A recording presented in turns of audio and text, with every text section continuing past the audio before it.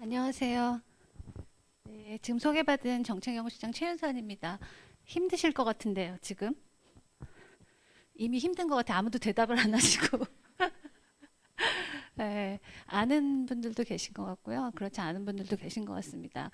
앞에 강의가 좋았다고들 하시더라고요. 그랬나요?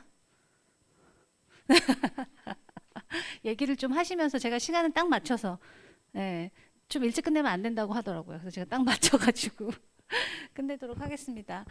제가 이제 구체적으로 뭐 어떤 내용을 하면 좋을지 코로나19가 제일 큰 화두이기도 하고요. 제가 작년 안 하고 그 전년도에 또 그 아카데미 할 때 다 경기도에서 이제 고용 서비스를 하시기도 하고 또 정책을 하시기도 하고 근데 중앙에서 하는 정책하고 우리가 막상 맞닥뜨리는 정책 환경은 좀 다른 것 같아요. 그래서 이제 오늘 날짜의 마지막 시간이기도 하시고 그러면 앞에 얘기 들으셨던 거나 이제 제가 몇 가지 얘기 드리는 거 중복되는 부분은 조금 있겠습니다만 뭐 거의 없더라고요. 제가 보니까. 그래서 그걸 하시면서 각자 지금 위치에서 어떻게 해야 되지? 뭐 이런 것들을 좀 고민해 보시는 것으로 강의를 진행하려고 합니다. 뭐 코로나 때문에 다 힘드시죠?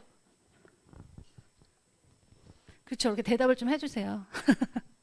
근데 처음에 코로나 됐을 때는 이렇게 대면 서비스 하는 데들은 일이 없겠다 이런 얘기도 굉장히 많았거든요. 일이 없으셨어요? 대답을 안 하실 거니까 제가 앞에 그러면 강의를 좀 할게요. 그래서 사실은 코로나19로 인한 변화와 고용 위기 너무 많이 나오는 얘기이긴 합니다. 일자리 위기 근데 이제 내용을 보면은 핵심적으로는 청년이고요. 그 다음에 코로나는 돌봄이 같이 결합되면서 원래 여성이 그 더 취약한데 젠더 특성을 더 가지고 있으면서 지역적으로 고민해야 되는 일들이 굉장히 많다 이렇게 보여집니다.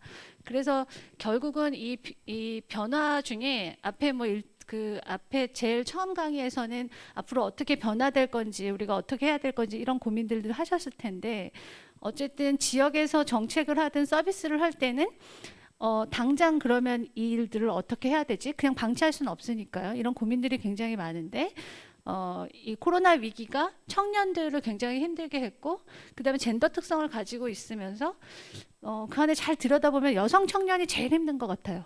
예, 그냥 내용상으로 보기에는. 그래서 이런 부분을 좀 중점적으로 얘기해 보려고 합니다. 어, 이 사이트 들어가서 보신 적 있으세요? 이걸 제가 캡처해서 갖고 온 건데 산업통상부 잘 안 보이죠? 산업통상자원부 거기랑 이게 그 KDI하고 연결돼 있습니다. 그래서 거기 들어가 보면은 빅데이터를 가지고 이 분석을 계속 월마다 올리고 있어요. 계속 실시간으로. 그래서 보면은 이제 그 중에 제가 몇 가지만 갖고 온 겁니다. 우리가 다 몸으로 느끼고 있는 거죠, 뭐. 소비 온오프라인이 이게 보시면 2020년 보시면 그 주황색 지점을 중심으로 해서 보시면 코로나 이후에 어떤 변화가 있는지를 보여주고요. 뭐 당연히 온라인 소비가 많아졌고 생활에서도 보면은 배달 어플 되게 많아졌고 온갖 배달 어플을 다 해서 한 거거든요. 이게 계속 변하고 있죠. 그다음에 이 왼쪽에서도 보시면 화상회의도 보시면 뭐 깔은 사람이 몇 명, 그다음에 이용자 몇 명 이런 걸 보시면 원래 한 요 정도는 계속 이런 걸 쓰고 있었던 거죠. 네, 근데 갑자기 이게 쓰지 않을 수 없는 상황이 딱 되면서 이 프로그램을 깔고 쓰는 사람들이 이제 굉장히 대폭 는 거죠. 근데 우리가 코로나 처음에는 작년 말쯤에는 어떤 얘기가 있었냐면은 그런데 코로나가 어느 정도 극복되면 다시 돌아갈 거 아니야? 이런 얘기도 하기도 했습니다. 원래대로 다 돌아갈 거 아니야? 이런 얘기도 했어요. 근데 내년 상반기까지는 갈 거라고 다들 그러시잖아요. 그러면서 이 수치가 어느 정도 안정화되는 수치에서 이렇게 만들어지지 않을까 이런 생각이 듭니다. 그 다음에 저쪽에 또 OTT 어플 같은 거 저는 안 보지만 뭐 넷플릭스 이런 거 4명 중에 1명이 깔아서 본다고 하더라고요. 예. 그래서 아마 앞에 강의도 보니까 저런 방식을 이용해서 직훈하고 이런 거에 대한 얘기도 좀 하셨었을 것 같아요. 나동만 박사님께서. 그래서 이제 그 코로나19가 촉발한 위기를 많이 보셨을 텐데요.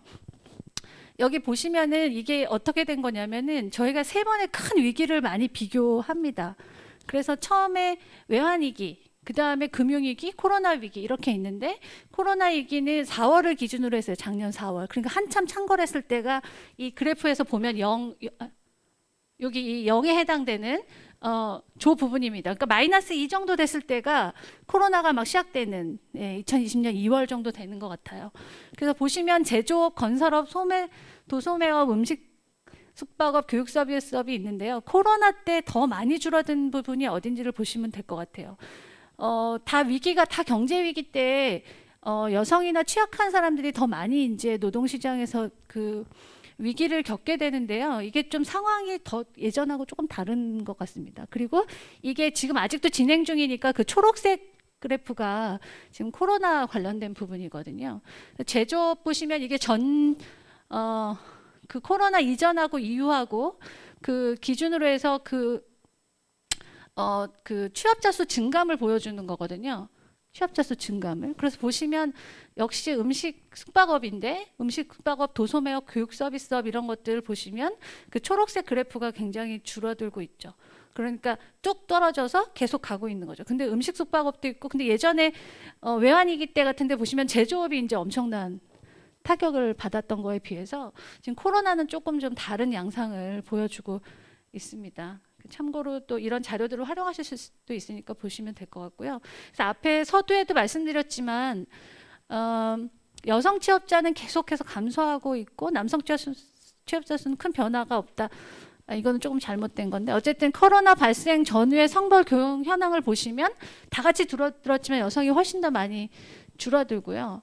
그 다음에 이제 청년 연령대로 보면 이 화면이 잘 안 보이는 것 같아요. 그걸 보시면 될 것 같은데 청년이 제일 많이 줄어들고 계속 또 낮은 곡선도 더 가파르고요. 그 다음에 이제 종사상으로는 그 자영업자를 통으로 놓고 보면 별 차이가 없어 보이는데 종사자가 있는 고용원이 있는 자영업자는 크게 줄고 그 다음에 그냥 1인 자영업자는 비슷한 정도거나 조금 늘거나 이렇습니다. 그래서 자영업을 통으로 보면 큰 차이가 없어 보이지만 실제는 굉장히 다 열악한 상황이 됐다는 걸 아실 수가 있습니다. 그래서 이거 이제 경기도 고용도 영향을 보시면 그게 다 수치로도 경기도는 뭐 축소판이기도 하니까요. 보시면 2020년 3분기 경기도 고용 현황을 보시면 여성 청년이 전년 동기 대비해서 제일 많이 줄어들었죠. 숫자로 그대로 보여지고 있습니다. 그래서 오른쪽에 보시면 여성, 그 다음에 청년, 그 다음에 고용원이 있는 자영업자, 도소매 숙박업, 그 다음에 임시근로자 이런 사람들이 제일 영향을 많이 받고 있는 거죠.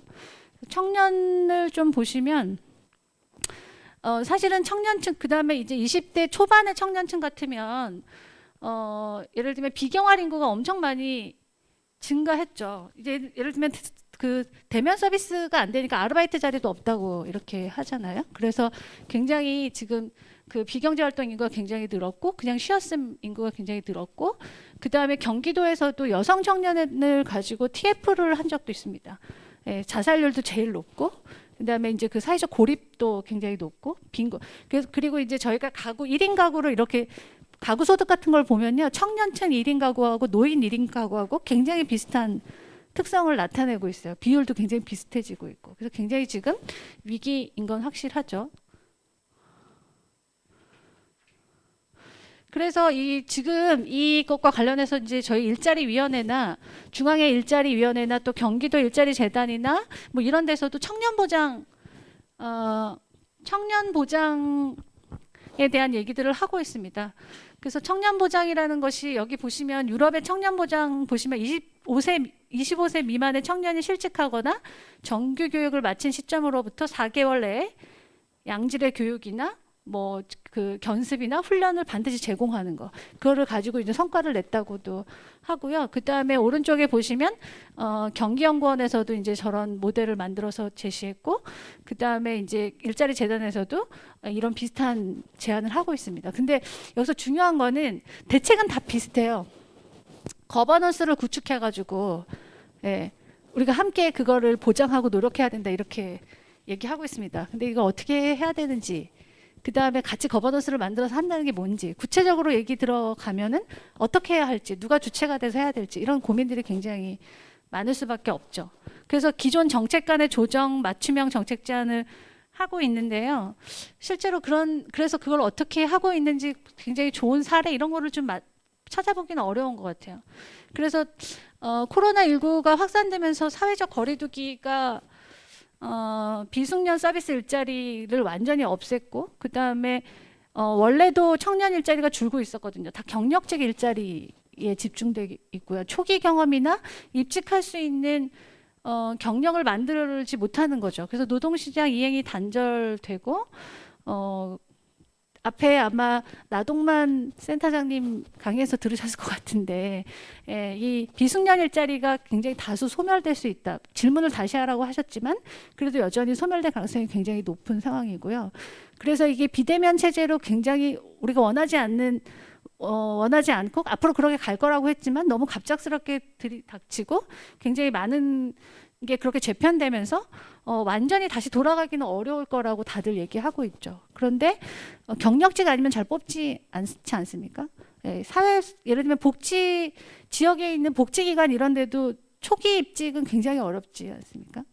저희가 인터뷰를 해보면은 자영업 하시다가 다시 이제 사회복지 관련된 거나 뭐 보육이나 아니 뭐 이런 것들을 해서 이제 입직하려고 하지만 경험이 없으면 어디도 뽑아주지 않는 상황인 거죠.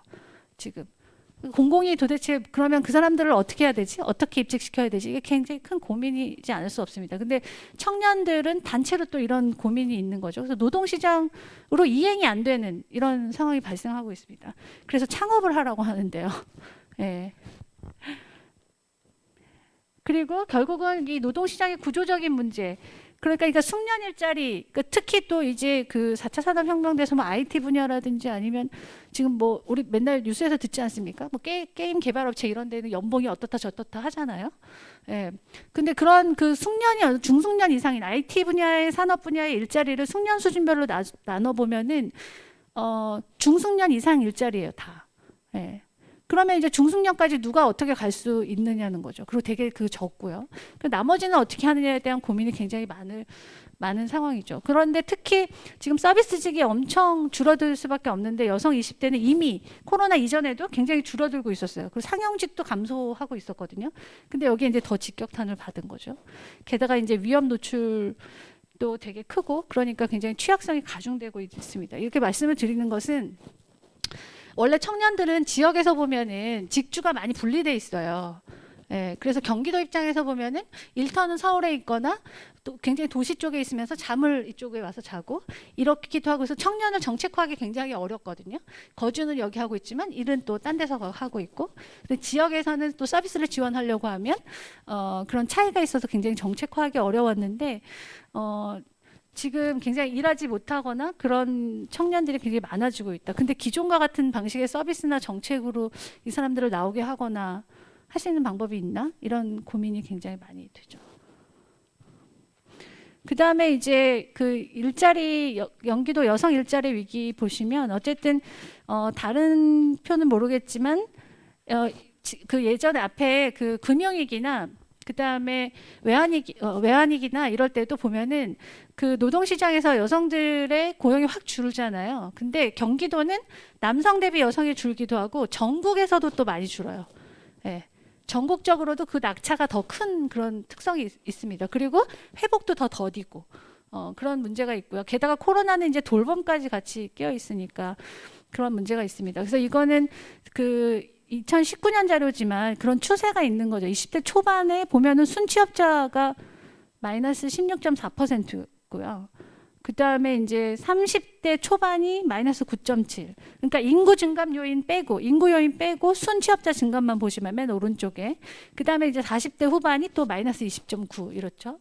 그래서 20대 말씀은 계속 제가 드렸고요. 그 다음에 이제 30대 초반이나 30대 후반은 또 취업률 요인이 굉장히 높은데 거기는 이제 또 생애 사건 관련된 부분이 있고요. 이렇게 어려움에 봉착해 있습니다. 그래서 경기도 여성 일자리 보시면 이거 숫자를 보여드리면 성별로도 뚜렷하게 좀 드러나고 있어요. 그 차이가. 그리고 이제 취업자 증감도 보시면 남성 취업자 증감과 여성 취업자 증감을 보시면 굉장히 심각한 상황이다. 예, 이렇게 보시면 되겠습니다. 비경제 활동 인구가 당연히 늘어나고 있고요. 실업자는 작년 8월로 보면은 이제 다시 실업자가 증가하고 있습니다. 처음에는 돌봄이나 이런 것 때문에 이제 구직 활동을 할 수 없는 상황이었던 거죠. 그래서 지금 코로나19로 보면은 경기도 전체를 놓고 보면은 숙박 음식점업에서 전체 취업자가 이거는 이제 작년 상반기 2019년 대비 2020년 상반기 기준인데요.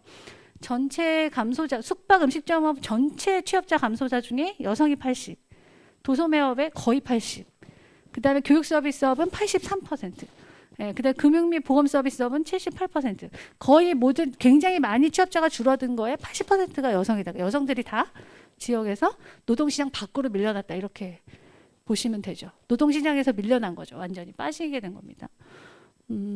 그리고 남성들은 앞에 이제 뒤에 앞에서 보셨으면 남성들도 굉장히 취약해졌죠. 근데 남성들은 노동시장 내에서 취약한 계층으로 가고 있어요. 그러니까 뭐 정규직이었으면 임시직이었으면 뭐 일용직 이런 식으로. 그래서 노동시간 내에서 취약한 계층으로 가고 있고 여성은 완전히 노동시장에서 밖으로 나오는 상황이 되고 있죠.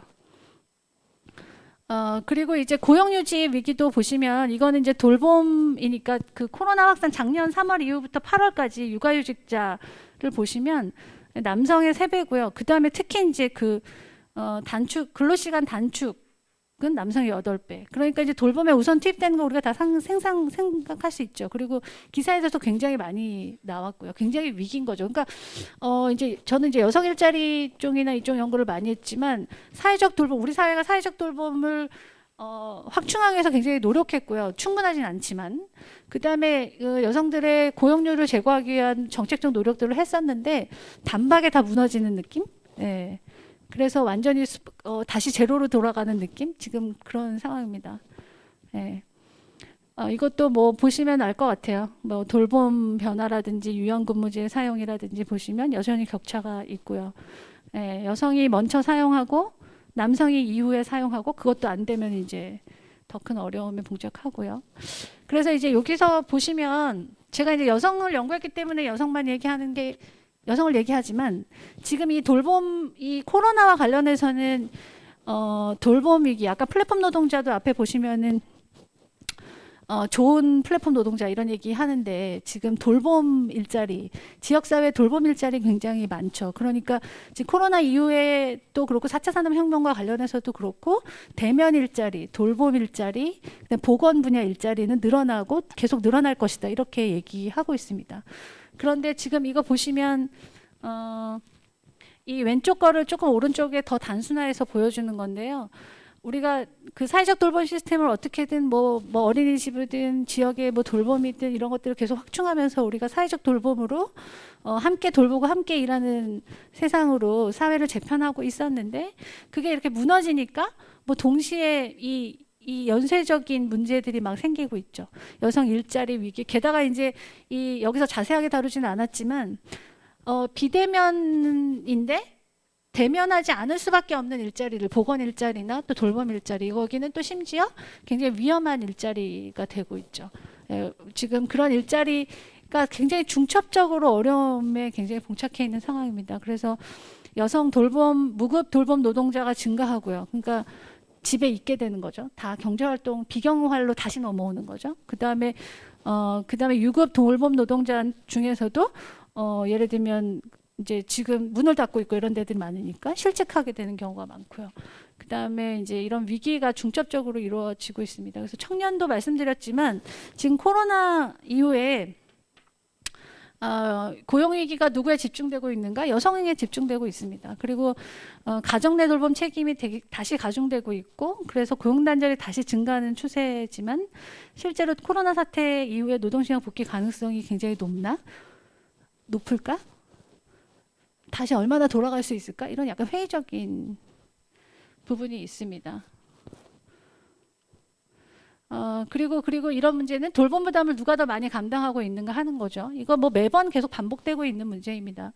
나아지고 있다고 하지만 그래도 반복되고 있습니다. 그래서 저게 그 전체적인 전제는 어떤 일자리 얘기를 하더라도 함께 일하고 함께 돌보고 함께 쉴 수 있는 게 공정한 사회인데 지금 이제 코로나 시기에 이런 얘기를 하고 있으면은 이것도 되게 뭐 좀 배부른 소리처럼 들릴지 모르지만 이런 근본적인 토대가 바뀌지 않으면 이 위기의 파고가 또 오고 또 오고 또 온다는데 우리가 정책적으로 노력하고 퍼붓고 그다음에 서비스를 확충하고 이랬던 것이 다시 0으로 돌아가고 다시 0으로 돌아가고 이런 반복을 할 수밖에 없을 거다. 그러니까 이제 근본적인 문제에 대해서도 굉장히 같이 이 문제를 좀 고민해야 된다. 이런 얘기들, 이런 담론과 이런 얘기들이 많이 있습니다. 그런데 지금 그 코로나 이후 세계에 대한 대안을 논의할 때 누가 주로 하는가?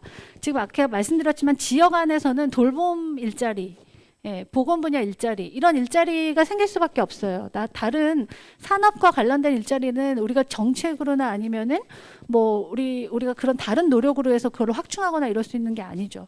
큰 트렌드나 큰 중앙정부 정책이나 이런 것들에 의존하지만 지역 안에서는 이 필수적인 돌봄 노동의 중요성이나 그거를 통해서 일자리를 창출하는 방안, 그다음에 기본적으로 일에 대한 개념을 다시 만드는 거 이런 것들을 통하지 않고서는 우리가 정책적으로 일자리를 만들 수 있나 이런 고민을 하게 됩니다.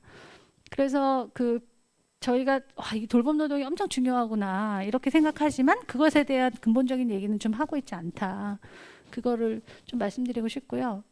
그래서 이제 여기 이 부분에 대해서는 지금 앞에는 그 정책적 앞에는 여성, 그 다음에 청년 이런 부분에 대한 얘기를 드렸습니다. 다 공감하시죠? 공감 못 하시나요? 다 여기 어떤 분들이 계신지 좀 들어볼까요? 여기 지금 고용 서비스 하시는 데서 오신 데가 있나요? 무슨 뭐 인력개발센터 아까 있으시고 세일센터도 있으시고 일자리 재단은 직접 일자리 재단도 많으시던데 그렇죠? 근데 우리가 지금 작년에 코로나를 거의 1년을 겪었잖아요. 올해 새로 맞이했잖아요. 올해 뭐 좀 새로워진 것들이 있나요? 없어요? 뭘 변화된 거?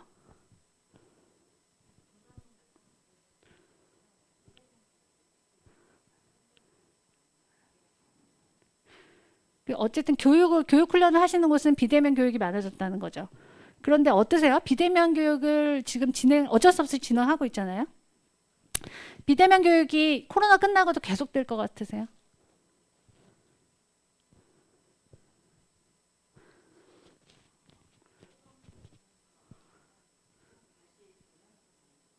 네. 또 다른 또 직업 교육 훈련 하시는 데 없으세요?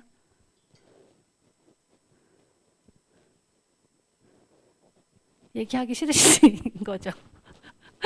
지금 다 좌충우돌하면서 이제 그런 걸 하고 있어요. 근데 격차가 굉장히 많이 다른 것 같아요. 저도 공공기관에 있거든요. 공공기관에서 이제 교육훈련뿐만 아니고 저희도 다 비대면 회의를 하고 있어요. 그런데 제가 이제 공공에서 있으면서 업무를 효율적으로 하는 방법, 비대면으로 효율적으로 하기 위해서 쓰는 방법들, 이것과 민간에서 하는 방식이 너무 다른 걸 많이 느껴요. 혹시 그런 거 느껴보신 적 있으세요? 쓰는 소프트웨어나 기술, 툴 이런 게 완전 달라요. 여기 다 공공이신가요? 대체적으로는 그렇죠. 경기도 내 공공기관이시죠. 네. 제가 얼마 전에 그 소셜 임팩트 마스터 과정이라는 걸 들었는데 거기서 쓰는 노션이라든지 여러 가지 프로그램을 정말 잘 모르겠더라고요. 저희는 주구장창 한글이나 엑셀 정도를 쓰고 있잖아요. 근데 민간에서 쓰는 소프트웨어랑 너무 다르고 그다음에 예를 들어 업무를 체계적으로 운영하는 방식이나 이런 게 너무 다르다는 생각을 했어요. 그래서 이 갭이 마치 이렇게 약간 비숙련자들과 숙련자들의 차이처럼 느껴졌어요. 제가. 그래서 이게 그러니까 예를 들면 이거 공공도 취약계층이 되는 게 아닌가? 약간 이런 생각을 하게 됐습니다. 그래서 예를 들면 이런 갭이 공공하고 민간이 그런 차이가 있고요.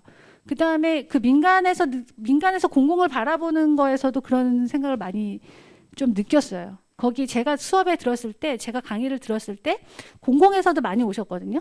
일자리 재단이나 아니면은 뭐 지역의 사회적 경제 지원 센터라든지 이런 데서도 오셨어요. 근데 그분들의 같이 소통하는 방식하고 이게 원래 민간하고 공공이 차이가 있는데요.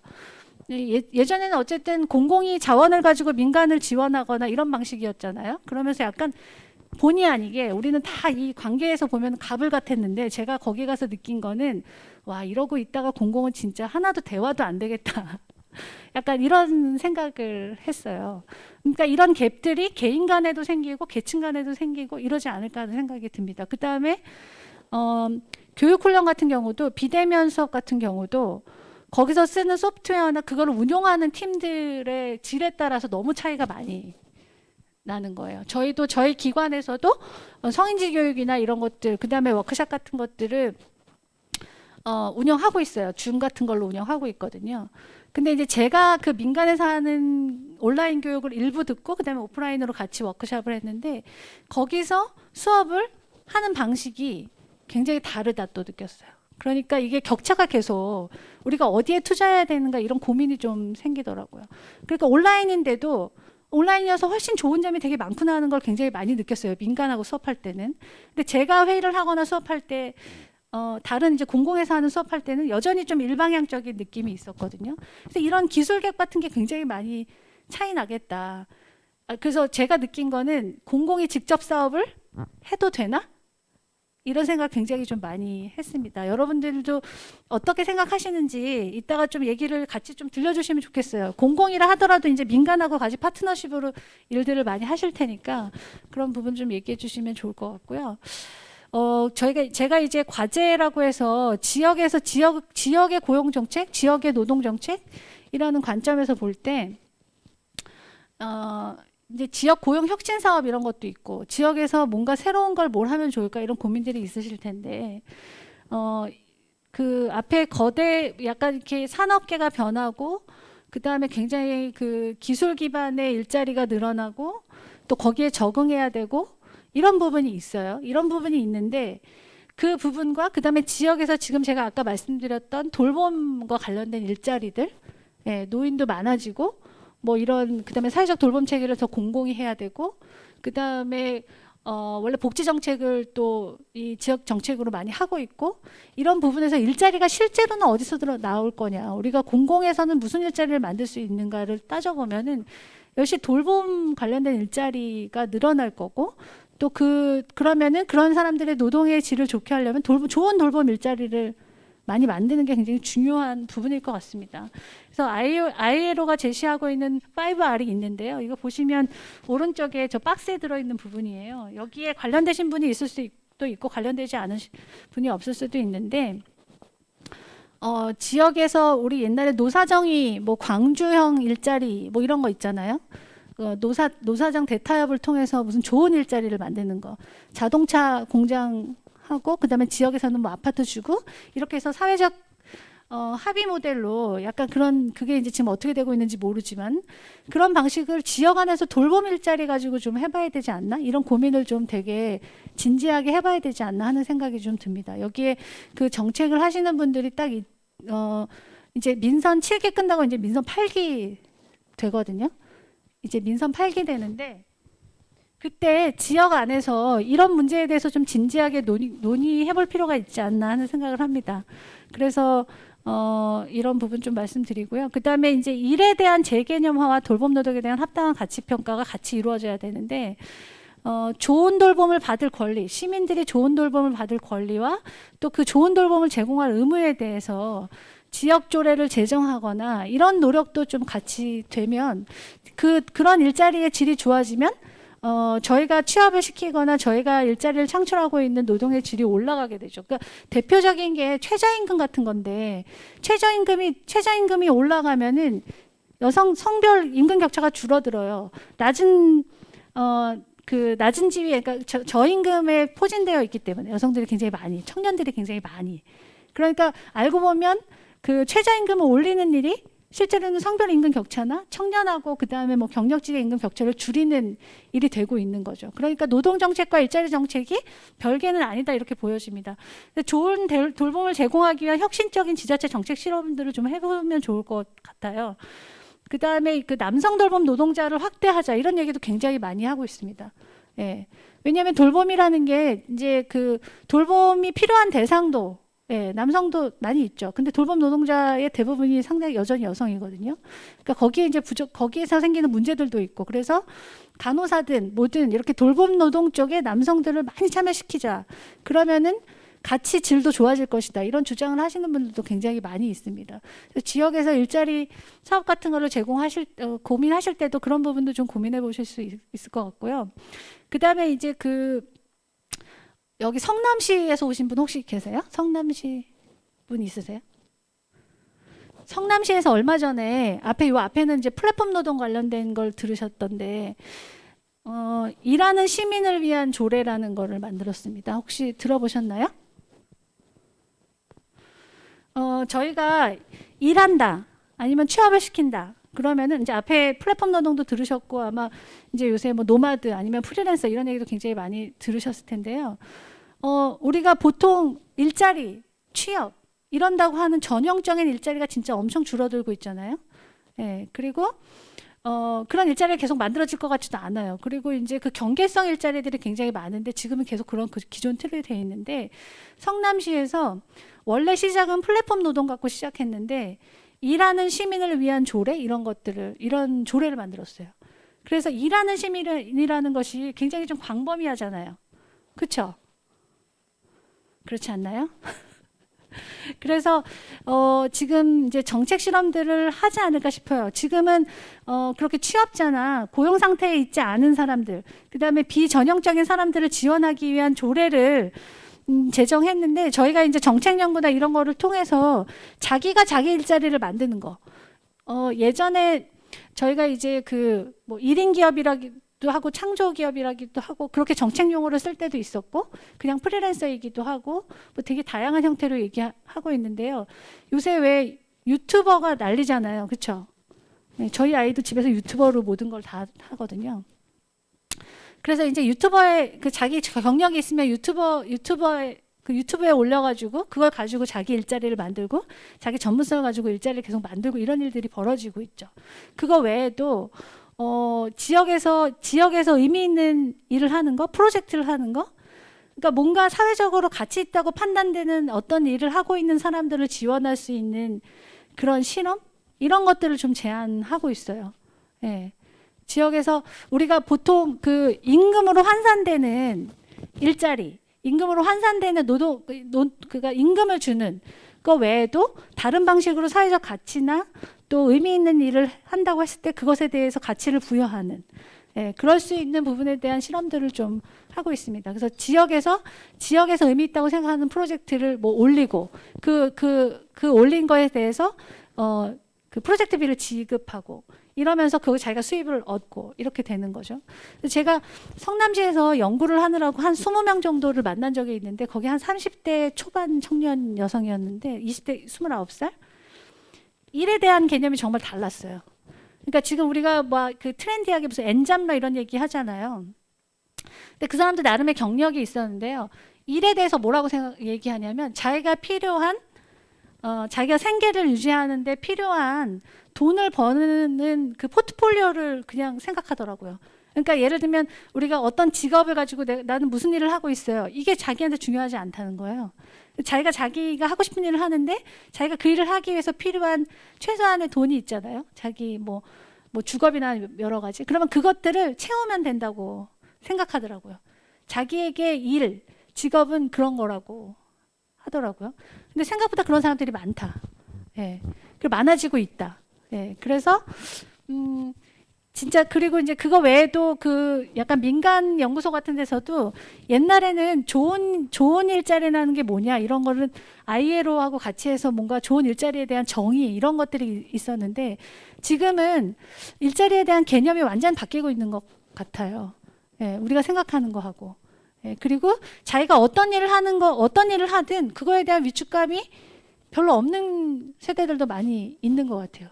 더 사회적 지위나 이런 거와 상관없는, 더 자기 소신이 또렷하거나 이런 사람들은. 그래서 어떤 얘기를 하냐면은 지역에서 내가 월 200이 필요하다. 그러면 월 200이 필요한 상황에서 그러면 다 지역 안에서 200만 원 벌러 어디 멀리 다니지 않잖아요. 지역 안에서 내가 필요한 200만 원을 벌 수 있는 다양한 일거리가 있으면 좋겠다 이렇게 얘기하는 젊은 친구들도 많았습니다. 예, 그 예전에 중장년 여성들도 사실은 그랬거든요. 근데 그게 이제 우리가 그 나쁜 일자리를 보낸다 이러면서 얘기를 했었는데, 그러니까 자기가 도서관에서 지역의 도서관에서 몇 시간을 일하고, 그 다음에 또 배달 일을 몇 시간을 하고, 그 다음에 지역 안에서 또 다른 뭐 이런 그때 뭐 자문회의 같은 거에 온 거였는데, 간담회 같은 거 온 거였는데, 이런 일이 있으면 또 자기가 가서 하고, 자기가 뭐 이렇게 해서 자기가 필요한 월마다의 얼마를 하고, 자기가 하고 싶은 일을 하고 이런 거예요. 그래서 지역에서 자기가 손 닿는 곳에 많은 일자리가 있으면 좋겠다는 얘기를 하더라고요. 그러니까 근데 이제 우리가 그거를 그러니까 일자리, 우리가 지역에서 만들 수 있는 일자리, 할 수 있는 일자리, 그 다음에 우리가 뭐에 집중은 아니지만 사람들의 생각이 바뀌고 있다. 그래서 우리는 어떤 일자리들을 만들어내야 되는가, 그런 부분에 대한 좀 생각하게 하는 부분들이 많이 있었습니다. 그 인터뷰 과정에서. 그 다음에 좋은 돌봄에 대한 거, 좋은 돌봄은 어쨌든 좋은 돌봄은 임금만은 아니에요. 이제 좋은 일자리는 임금만은 아닙니다. 예, 존중받는 일자리고, 또 그 다음에 그 일을 하시는 분들한테 또 서로 양방, 그 서비스를 받는 사람, 하는 사람, 다 양방의 또 어떤, 존중? 이런 것들이 다 필요하죠. 그러니까 그런 것들을 사회적으로 계속 만들어 나가는 노력, 이런 것들이 실제로는 같이 진행돼야 될 필요가 있는 거고요. 그 다음에 지금 아까 말씀드렸지만 노동시장에서 완전히 나와 있는 사람, 그러니까 지금 생계의 위협을 받거나, 그 다음에 그런 사람들은 이제 국가적으로 재난지원금이든 뭔가를 보존해주든 이런 일들은 진행을 하는 거고요. 예, 그리고 저희가 지역에서는 예를 들면 지금 노동시장에서 나온 사람들이 가능하면 경력 손실을 최소화하도록 위해서 어떻게 할 것이냐, 이런 부분들에 대한 고민이 이제 필요한 거죠. 이거는 제가 이제 그 이슈 분석 쓴 걸 보고 아마 오늘 강의를 부탁하신 것 같은데, 거기서 제안한 내용들입니다. 그리고 제가 작년에 20대, 30대, 25세에서 39세까지 IT하고 사업 서비스 분야에 좋은 일자리에 다니는 여성들의 를 연구한 적이 있어요. 그 사람들에게 이직이 무슨 의미인지, 그 다음에 지금 그 코로나하고 겹치진 않죠. 제가 이제 작년에 했었으니까 그 전에 만난 분들인데, 이제 IT 분야에서 개발자든 아니면 서비스 기획자든 이런 사람들, 그 다음에 뭐 마케팅하는 사람들, 뭐 회사 다니는 사람들, 이런 사람들이었는데요. 이분들이 이제 그런 일자리들은 저희가 고용 서비스를 되게 단절적으로 하잖아요. 그러니까 보통은 저희의 서비스 대상은 미취업 상태에 있는 사람들이잖아요. 그렇죠? 네. 미취업 대상자인데, 취업이냐 미취업이냐가 굉장히 이렇게 연결돼 있어요. 이행 과정이에요, 그냥. 그래서 이 IT든 아니면 뭐 컨텐츠든 뭐 이 분야의 사람들은 이직이 경력 개발이에요. 맞죠? 인터뷰를 해보면 이런 거예요. 내가 이 조직 내에서 직급이 상승한다라는 걸 경력 개발이라고 생각하지 않아요. 네. 그런 일자리들은 자기가 그 일자리를 하고 그 이후에 더 유망하거나 잘할 수 있는 일자리를 할 수 있는 곳으로 이직하는 거, 이게 그 사람들한테 성공적인 경력 개발입니다. 그렇게 계속 이제 가는 거, 그렇게 해서 그렇게 이렇게 옮겨 다닐 수 있는 거, 그리고 그 사이에 중간에 그러니까 실직이 아니죠. 그러니까 그것을 준비하는 기간이 또 있어요. 그것을 준비하는 기간이 있고, 그렇게 이제 쭉 이행하는 과정에 있습니다. 이 서비스 상태가. 그런데 지금 너무 중요한 거는 이게 경력이 근데 너무 빨라요. 네. 시기도 빠르고 그 직종에 있는 사람들 얘기 들어보면은 너무 숨이 찰 정도로 빠른 거죠.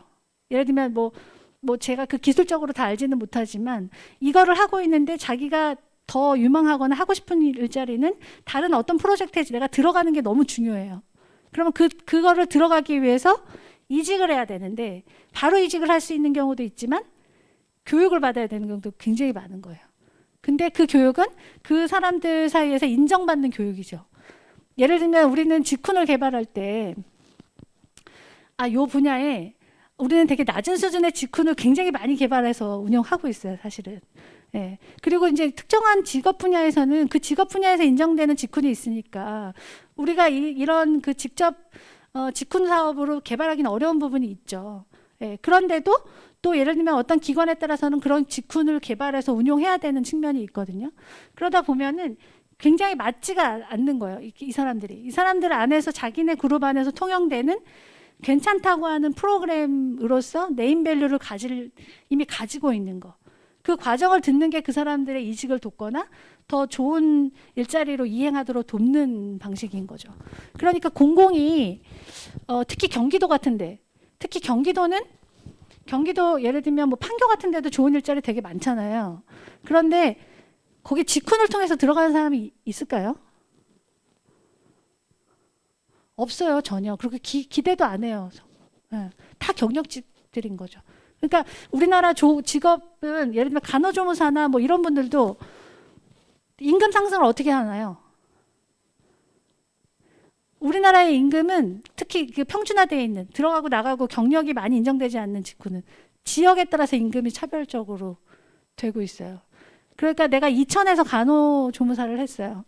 근데 다음 목표는 수원에서 했는데 그 다음에는 뭐 예를 들면 서울 약간 언저리, 그 다음에 뭐 강남 이렇게 가는 게 자기의 일자리 그 임금을 높이는 방식이거든요. 그러니까 이제 지역에서 하는 직업교육 훈련이라는 거에 대한 게 어떤 의미인지 특히 경기도 그 다음에 지역에 따라서도 그 차이가 굉장히 많이 있는 것 같아요. 그래서 이제 그런 부분에 대한 고민을 좀 해야 될 것 같은데 근데 다 지금 되게 중요한 건 디지털 직업 역량인 건 확실해요. 네. 그래서 신문에 되게 많이 나오잖아요. 그 중견 이상인 사람들이 일을 못하는 거. 그래서 진짜로 일을 잘한다는 개념이 바뀌는 거. 예. 그 소프트웨어 같은 거를 하지 못하는 거죠. 그러니까 밑에 젊은 직원이 없으면 일을 할 수 없는. 예. 그래서 예를 들면 유능하다는 개념이 다 지금 바뀌고 있잖아요. 그래서 이 역량이 굉장히 중요한데 우리는 그럼 그 직군을 어떻게 하고 있냐? 그런 직군을. 지금 저는 이제 여성 쪽을 많이 보니까 엑셀이나 여러 가지 몇 개 프로그램을 막 교육을 시키거든요. 지금 민간의 사업 유형에 따라서는 엑셀 같은 거 안 쓰는 데도 많아요. 네. 그 다음에 뭐 데이터 관리, 고객 관리 이런 것도 우리가 생각하지 않는 프로그램 쓰는 경우가 굉장히 많아요. 네. 그러니까 뭐 직군을 할 때 그런 수요 조사를 해서 저희가 맞춤형으로 한다고 하지만 맨 앞에 강의에서도 들으셨겠지만 우리가 그 수요를 맞춰서 지금 직군을 하고 있나? 그 다음에 이제 교육하는 방식도 예를 들면 그 교육을 받은 사람이 그 프로그램을 바로 쓸 수가 없어요. 그래서 여성 쪽으로 보자면은 제가 이제 뒤에도 얘기하지만 비슷한 정책적인 목표나 그 다음에 서비스를 제공하는 건 굉장히 비슷해요. 그리고 그 사람이 거기에 그 산업계에 나가서 그런 툴들을 굉장히 자유롭게 사용할 수 있도록 직군을 하거든요. 200시간, 250시간 이렇게. 근데 교육을 들었다고 바로 하지 못하잖아요. 근데 비대면 상황에서 제일 어려우신 게 지금 실습형 교육이잖아요. 실습형. 예. 그 다음에 취약계층일수록 옆에 붙어서 수준에 맞춰서 굉장히 밀착해서 뭔가를 지도해야지 그게 이제 업그레이드 되는데 그걸 못하는 거. 그러니까 되게 낮은 수준. 그 다음에 추상적인 강의나 수업만 들은 사람이 이제 굉장히 많아지는 거죠. 그런데 이제 민간에서 그런 사업을 할 땐 굉장히 무슨 미션을 줘서 프로젝트를 하는 방식으로 해서 그 프로그램을 익숙해지게 한다든지 이런 되게 방식을 조금 다른 방식으로 운영하는 경우도 굉장히 많이 있습니다. 그래서 우리는 저도 그렇고 다 하던 대로 하게 되는데 그게 지금 하지 말아야 되는 걸 되게 많이 하는 게 아닌가? 그 다음에 이제 실제로도 보면 사무직 이런 것도 여전히 거기 수요가 있어요. 근데 말이 사무직이지 다 같은 사무직은 아니거든요. 근데 이제 숙련 수준이 높아지지 않는 일들 그런 직군을 계속하고 있는 게 맞나? 이런 고민들을 좀 진지하게 해봐야 될 것 같은 생각이 듭니다. 그래서 디지털 직업 역량 교육은 정말 무한 지원해줘야 될 것 같아요. 특히 지금 노동시장에서 나와 있는 분들한테. 예. 그래서 그런 분들한테는 그건 완전 직업 기초 역량이 되고 있잖아요, 지금. 예. 직업 기초 역량이 되고 있는 사람들한테는 그걸 가지고 무슨 취업률을 낸다든지 그게 무슨 취업 교육이 아니잖아요. 그래서 지금 고용시장에서 노동시장에서 나와 있는 사람들한테는 지역에서 이런 디지털 역량 관련된 교육은 무한 지원해야 된다. 그리고 그거에 대한 성과 지표도 무슨 기초 교육을 해도 취업률, 그다음에 무슨 뭐 낮은 수준 그걸 가지고는 갈 수도 없는데 취업률 우리가 이 성과지표를 다 이렇게 잡고 있잖아요. 그거에 대해서 근본적으로 좀 바뀌어야 될 것 같은 생각이 듭니다.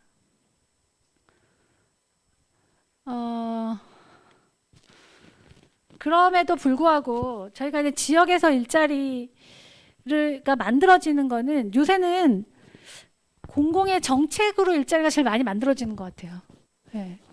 그러니까 만약에 뉴딜 일자리다, 뭐 디지털 일자리다 그러면은 그것 때문에 일자리가 만들어지는 게 있어요. 그 시기 동안에는. 그러니까 거기 그런 방식으로 정책적으로 만들어지는 일자리에 가능한 한 많이 들어가게 하는 거. 그 다음에 이제 제가 앞에는 이제 여성을 주로 얘기했으니까 여기 세일이든 뭐 이런 과정들을 운영한 것들이 있는데 이런 과정들이 지금 정부 정책에 의해서 만들어지는 일자리에 많이 진출할 수 있게 굉장히 민감하게 움직일 필요는 있는 것 같아요. 혹시 지금 공공기관들 많으시니까 데이터 정책과에서 뭐 되게 많이 오지 않나요? 많이 오죠? 공공기관이 아니신 분들이 더 많나요?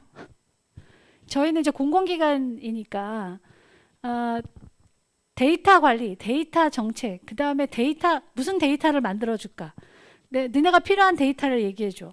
이런 공문이 엄청 많이 옵니다 지금. 이게 왜 그러냐면은 돈이 다 저렇게 풀렸는데 무슨 데이터를 어떻게 해서 뭘 해야 될지 몰라요. 그래서 경기도의 그 데이터 정책과도 그렇고 아니면 정보화진흥원도 그렇고 어떤 류의 데이터를 가공해서 주세요. 그러면 너무 감사한 일이에요 지금. 그래서 그것만이 아니고 또 뭐가 있냐면은 청년들을 디지털 일자리에 그러니까 데이터를 가공하거나 데이터 관련된 일을 할 사람을 지원해 줄게. 그러니까 너네가 그런 인력 수요가 있으면 우리한테 좀 알려줘. 이런 식의 공문이 엄청 많이 와요. 예. 그러니까 이제 지금 정부 예산은 이만큼이 있는데 그걸 가지고 뭘 해야 될지 모르는 일들이 엄청 많죠. 지역에서 이제 그런 일들을 만들어내면 거기에 또 일자리가 있을 수도 있는 거죠. 그 와중에 이제 노동시장에서 많이 나와 있거나 이런 분들을 그쪽으로 많이 연결시키기 위한 좀 머리를 써야 되지 않을까? 그런 기획들을 많이 해야 되지 않을까? 하는 생각이 듭니다.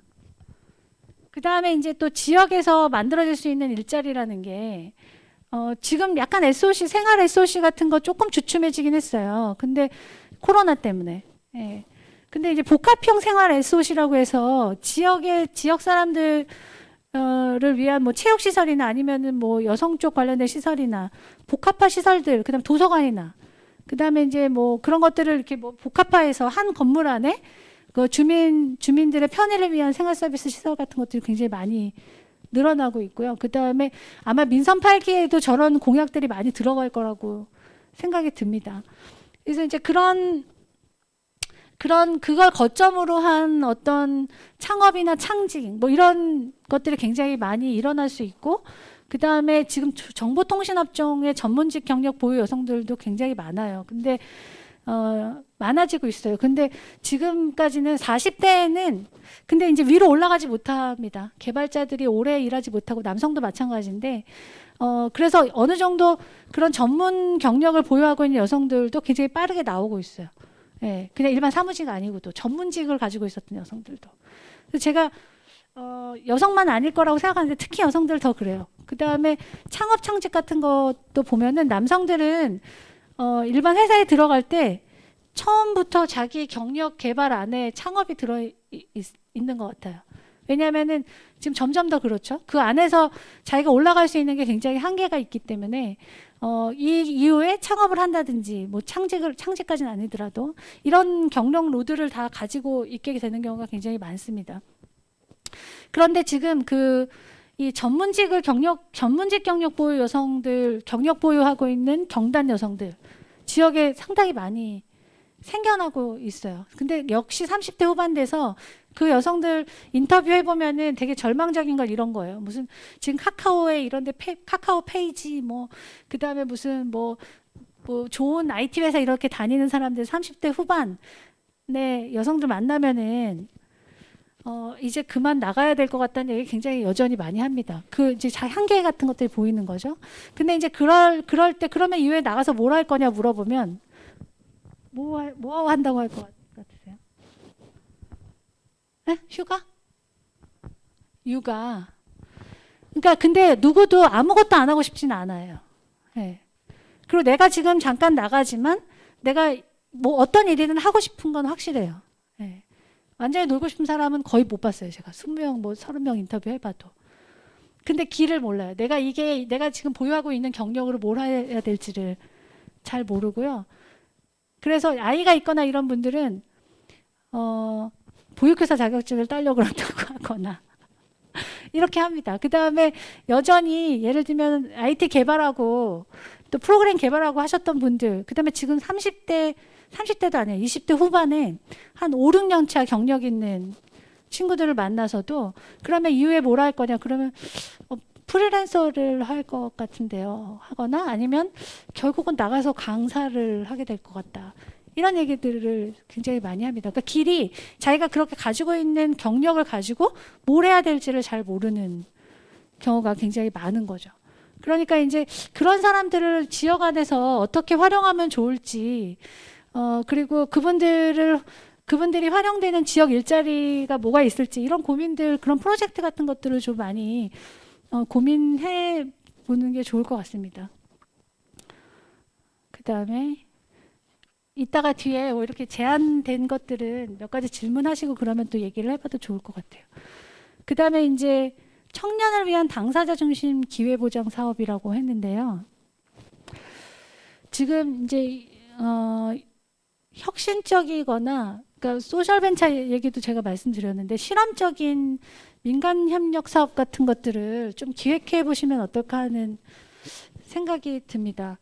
이거는 취업 준비 등과 같은 전제 없는 자기 프로젝트를 지원해 보는 건데 아까 청년 보장의 일환이기도 한데요. 그러니까 다양한 방식의 일자리 창출과 그다음에 경계가 무의미해지고 있어요. 노동시장에서. 그래서 이제 자기 프로젝트 이거를 그냥 창업이라고 말하기도 어렵고 뭔가 도대체 청년들한테는 무슨 일 경험을 줄 거냐는 거예요. 어떤 일 경험?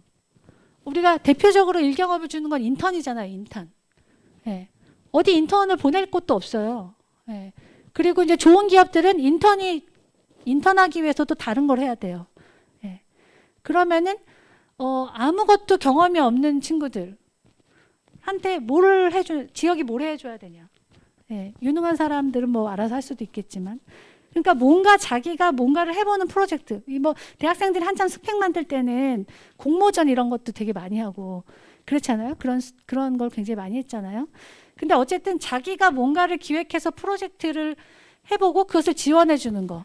예, 그래서 경계 없이 지원해 주는 사업 이런 것들을 좀 고민해 보면 좋겠다는 생각을 합니다. 그래서 자기가 자기를 고용하는 거, 그 다음에 스타트업 구상을 해볼 수도 있고요. 근데 이제 저것도 예를 들면 성과 목표가 다 관련이 있어요. 성과 지표. 이 사업을 했는데 그 성과를 뭘로 잡을 거냐. 예. 낮은 수준의, 그러니까 초보 수준의 무슨 프로젝트를 지원하면서 뭐 창업 경진대회에 나가서 뭐 수상한 게 몇이냐. 뭐 이런 걸 해가지고는 이런 사업을 하기가 어렵거든요. 그러니까 어쨌든 또 소셜벤처 자기가 뭔가 의미 있는 사회적으로 가치 있는 일이나 사회적 문제를 해결하기 위한 자기만의 어떤 프로젝트를 해본다든지 이제 이런 것도 이제 그 경력이 된다고 생각합니다. 경험이 된다고 생각해요. 일 경험 자체를 하기 어려운 상황이기 때문에 지역에서 저런 지원을 좀 많이 해주면 좋겠다는 생각이 듭니다. 그리고 이제 그런 것들을 지원할 때 결과 보증을 요구하지 않는 거 이런 건데요. 이거 뭐 우리가 할 수 있는 일은 아닙니다만 어쨌든 그런 주장들을 개선해야 될 것 같아요. 그 다음에 이제 취업과 창업 시장에서 일 경험하고 경력을 진짜 많이 요구하고 있습니다.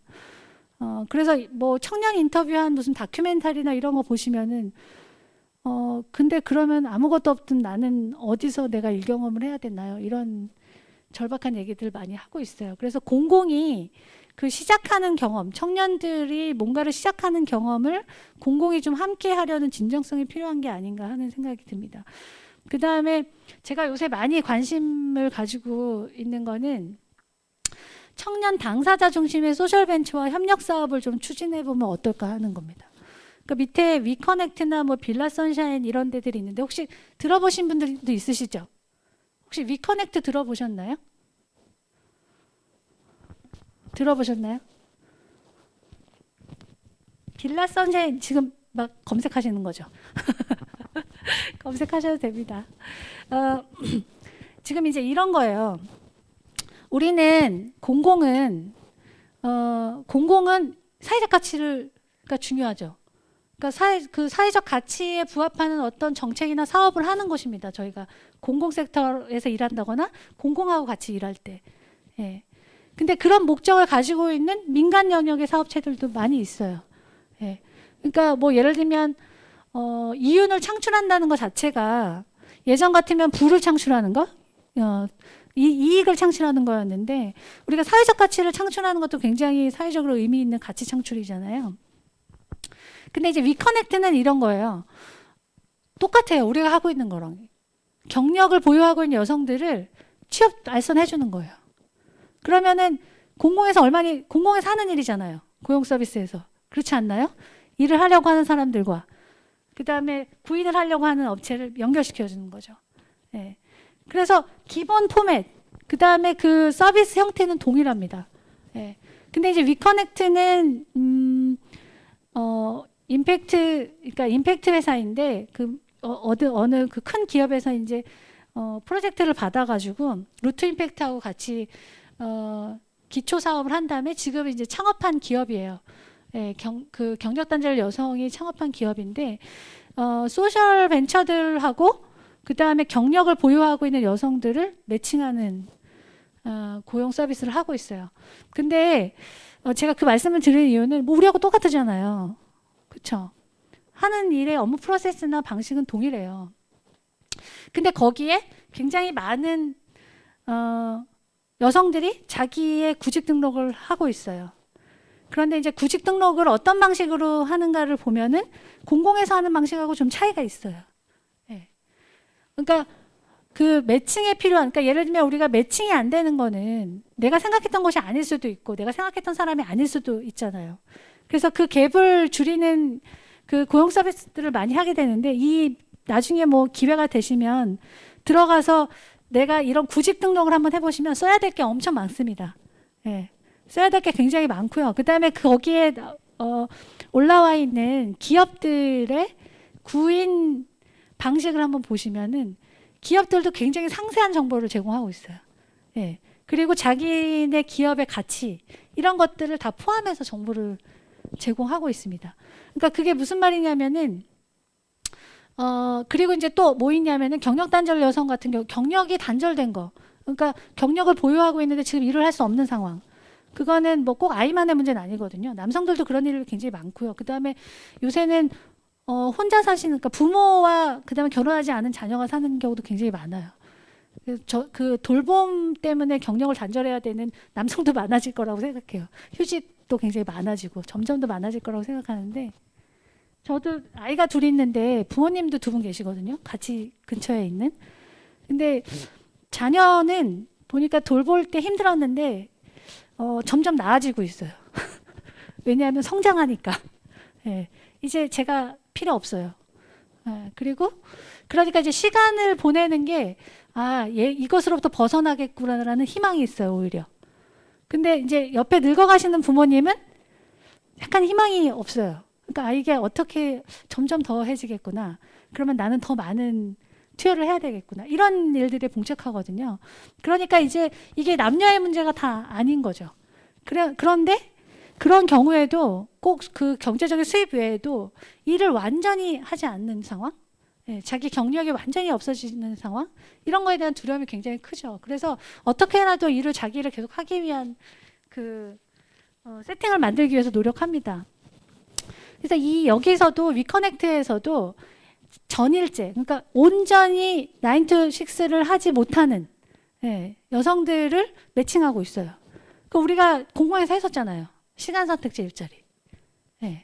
박근혜 정부 때 했었죠. 고용부에서 돈도 주고. 컨셉은 다 비슷해요. 그러니까 그런 방식으로 일하고 싶은 사람들이 많아지고 있고 필요하고, 그 다음에 기업 중에서도 일부는 그렇기도 해요. 근데 스타트업 여기서는 이제 소셜 벤처들이 연합되어 있는 그 얼라이언스하고 같이 진행하고 있지만 그런 기업들만 하는 건 아닙니다. 근데 그런데도 보시면 그러니까 한 사람을 온전히 전일제로 5일 일하는 만큼의 업무량이 없는 기업들도 많이 있어요. 그거는 꼭 이런 스타트업이 아니어도 그렇습니다. 근데 우리는 되게 경직된 방식으로 하고 있거든요. 근데 이제 이런 기업들은 지금 그런 경직된 방식이 아닌 거죠. 그래서 이제 이런 일들을 하고 있고, 그 다음에 여기서 이제 또 어떤 교육을 하고 있냐면, 이것도 우리 하고 있는 거예요. 기업 맞춤형 교육 같은 거 있잖아요. 우리 되게 기본적으로는 기업 맞춤형 교육이라고 해서 기업의 수요를 파악해서, 그 다음에 또 특정한 기업 몇 곳하고 만약에 계약을 맺게 되면은 그 기업이 요구하는 어떤 역량을 교육과정으로 만들어서 하잖아요. 여기도 그런 방식으로 해요. 근데 여기는 기초 역량 교육을 하는데, 제가 아까 말씀드렸던 그런 프로젝트 방식으로 소프트웨어를 굉장히 많이 써보는 거, 익숙하지 않은 소프트웨어를 써보면서 자기가 실제로 투입됐을 때 그 일을 할 수 있는 방식으로 교육과정을 별도로 또 운영합니다. 예. 그러니까 지금 원래 고용 서비스가 만들어진 이유, 그 다음에 사람들의 요구, 그 다음에 정책적으로 설계하는 거는 거의 같아요. 그런데 이제 민간은 거기에 대해서 어떻게 일을 하고 있는가. 예를 들면 어떤 차이가 있나, 공공하고. 그리고 물론 여기에 하는 사람들의 구직자의 특성하고 그 다음에 구인체의 특성이 다르니까 우리하고 근본적으로 다르죠, 환경이. 근데 이제 그거를 다 빼고도 일하는 방식에 어떤 차이가 있나. 공공이 계속 이런 식으로 서비스를 하는 게 적절한가. 그러면 우리는 어떻게 해야 될 것인가. 이런 고민들을 좀 해볼 필요가 있는 거죠. 그 다음에 이 빌라 선샤인은 이것도 이제 소셜벤처인데요. 소셜벤처들, 우리가 정책을 만들 때도 그렇고 사업을 만들 때도 그렇잖아요. 우리가 사업을 어떻게 기획하나요? 뭘 하면 좋지? 어떤 문제가 있는데 내년에 직군을 뭘 하면 좋지? 아니면 뭐 고용혁신 프로젝트에 뭘 내라는데 우리가 뭘 좀 해보지? 그러면은 우리가 그 문제나 아니면 어떤 수요가 있는지 여기서부터 시작을 하지 않습니까? 그런 과정이에요. 여기 이런 기업들도. 근데 이 빌라 선샤인은 근데 얘네들이 다 잘 나가느냐, 지속 가능하냐, 그건 좀 별개의 문제예요. 제가 이제 서비스 형태만 말씀드리는 건데, 이제 빌라 선샤인은 커뮤니티 사업을 하는 거예요, 일종의. 커뮤니티, 사람들은 다 누구에게나 노출되어 있는 정보는 값어치가 떨어지죠. 그리고 내가 그 시기에 꼭 필요한 어떤 것들을 거기에 해당되는 사람으로부터 굉장히 듣고 싶어 하잖아요. 그래서 우리가 지금 IT 업체도 그렇고 다른 데도 그렇고 자기 그 기업 아이디를 가지고 들어갔을 때만 그 그룹에 있는 사람들만 보는 정보라든지 뭐 이런 사이트들이 굉장히 많이 운용되고 있잖아요. 그 다음에 이제 그 직원이었던 사람이 그 기업에 대해서 평가하는 거. 그래서 우리가 그걸 보려고 거기 가입하고 또 내가 써놓으면은 또 내가 남의 것도 볼 수 있으니까. 그래서 우리가 진짜 정보를 찾기 위해서 굉장히 노력하지 않습니까? 그래서 우리가 공공에서 또 많이 하는 사업이에요. 예를 들면 뭐 예를 들면 이제 여기 빌라 선샤인은 이제 여성 커뮤니티니까 예를 들면은 뭐 기업에서 연봉 협상하는 방법 아니면은 내가 어떤 류의 기업에서 예를 들어 마케팅을 할 때 뭐 어떤 요구가 있는 거.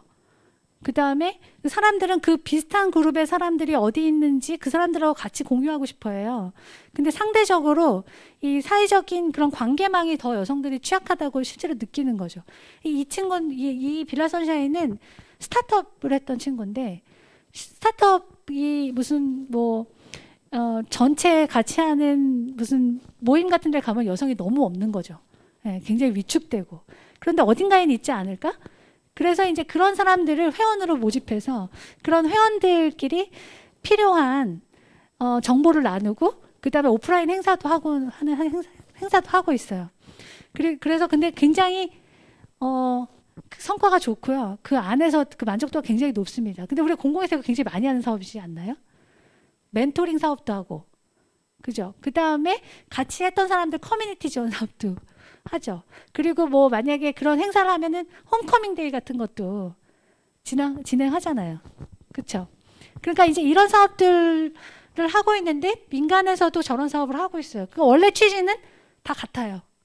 그런 욕구도 다 비슷해요. 거기에 어떻게 하고 있느냐에 차이가 있는 거죠. 그런데 그런 것도 많죠. 또 이 플랫폼 같은 것도 많잖아요. 공공에서 플랫폼 만들면은 잘 안 되잖아요. 잘 되나요? 잘 안 되죠. 그래서 자바바가 잘 되는 거죠. 자바바는 상도 많이 받고. 그 공공에서는 성공적인 거죠. 근데 저희가 이제 경기도에서도 저희가 워라밸 링크라는 또 플랫폼도 만들었어요. 만들었는데 여러분이 내가 공공기관에 다니지 않는다 아니면 공공 서비스 하는 업종에 다니지 않는다 하고 보면은 진짜 냄새가 나지 않나요? 공공이 했다는 냄새가? 아닌가요? 그래서 약간 요새는 어떤 고민이 드냐면 저런 민간에 유능하거나 좀 서비스를 되게 좀 정교하게 만들고 있는 좋은 업체들 그런 데들이 직접 사업을 하는 거 그런 데가 직접 그런 데하고 같이 사업하는 거 그리고 그렇게 하는 방법 이걸 좀 고민해 봐야 되지 않나 하는 생각이 들어요. 일단 그러고 싶잖아요. 근데 다 해봐서 아시겠지만 예를 들면 뭐 세일이든 인력개발센터도 여성부랑 지침을 받아서 사업을 하거든요. 고용부한테 지침을 받아서 그 지침을 맞추느라고 죽을 지경이죠. 근데 또 그 공공기관이 다시 또 민간하고 하잖아요. 그러면은 다 무슨 기준을 갖고 하나요? 본인들이 받았던 지침에 의거해서 합니다. 예. 얼마 전에 제가 이제 결제를 하는데 저희 재단에서 무슨 소모임 지원 사업을 한대요. 소모임 지원 사업을 하는 결제가 올라왔어요. 근데 어떤 기간 동안 200만 원 주는 거예요. 200만 원 주는 사업 계획서를 내라고 했는데 저 같으면 절대 안 할 것 같아요. 그 예를 들면 뭐 거기에 그 200만 원을 어떻게 쓸지 상세하게 계획을 해가지고 이렇게 진행을 하고 있거든요. 그러니까 이제 그런 방식으로는 민간이 절대 유능한 민간하고 같이 일하기 어렵죠. 그리고 그런 방식으로 진행하는데 아무도 들어오지 않죠. 네. 근데 우리가 다 이런 생각을 하고 있는데 그럼 이 사람들하고 어떻게 일하지? 이런 고민을 좀 해봐야 될 것 같아요. 그 좋은 서비스를 제공하고 있는 저런 기업들도 굉장히 지속 가능성이 떨어져요. 네, 수익 창출이 굉장히 어렵습니다. 그런데 우리가 공공이 잘 못하는 일을 직접적으로 너무 많이 하는 건 아닌가? 어떻게 하는 게 좋지? 이런 고민들을 좀 저도 하고 있는데 여러분들도 여러분들이 하신 그리고 또 예를 들면 중간 지원 조직들도 여기 많으시잖아요. 중간 지원 기관들은 또 다 직접 일하나요? 직접 일할 수 없는 분량의 일을 하잖아요. 예, 공공이 다 주니까. 그리고 다시 또 민간하고 일하죠. 예, 근데 우리는 민간하고 어떻게 일하나? 그리고 어떤 민간하고 일하고 있는가? 그러니까 우리가 그런 기준, 그 다음에 어떻게 일해야 되지? 이런 고민들을 좀 해봐야 될 것 같아요. 제가 얘기해 본 중에 이런 얘기한 사무국장이 있었어요.